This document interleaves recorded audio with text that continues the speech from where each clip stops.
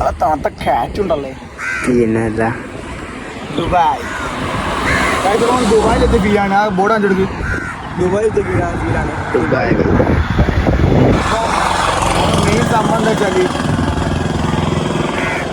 സംബന്ധം വെച്ചാൽ നമ്മൾ ഇന്നലെ ഒരു പരിപാടി തുടങ്ങിയിനി. യൂട്യൂബ് ചാനൽ തുടങ്ങിയിട്ടിട്ടേ ഉള്ളൂ. ഫസ്റ്റ് വീഡിയോ ഇട്ടിട്ടാന്നുള്ളൊരു മൈൻഡിലാണ്. അപ്പോൾ എല്ലാവരും ഫോളോ ചെയ്യുക, ലൈക്ക് ചെയ്യുക, ഷെയർ ചെയ്യുക, സപ്പോർട്ട് ചെയ്യുക, സബ്സ്ക്രൈബ് ചെയ്യുക. നമ്മൾ നിങ്ങളുടെ അടുത്ത് നിന്ന് ഇപ്പോൾ എന്താ വെച്ചാൽ പ്രതീക്ഷിക്കുന്നത് നല്ലൊരു സപ്പോർട്ടാണ് പ്രതീക്ഷിക്കുന്നത്. 1.5 കിലോ ഒരു 1.5 കിലോ സപ്പോർട്ട് താവമാറായി. ഒരു 3 കിലോ കുഴപ്പമില്ല, നമ്മൾ സ്വീകരിക്കും.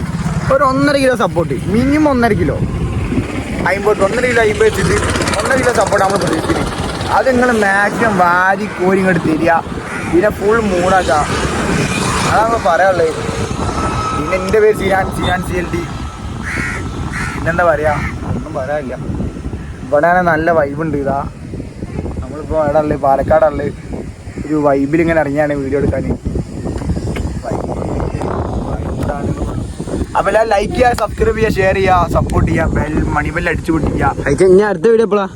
അടുത്ത വീഡിയോ നോക്കട്ടെ. ഒരു വൈബ് ഫുൾ നമ്മളെ ഫുൾ സപ്പോർട്ട് അനുസരിച്ച് ഫുൾ വൈബിനനുസരിച്ചാണ് നമ്മൾ കാര്യങ്ങൾ.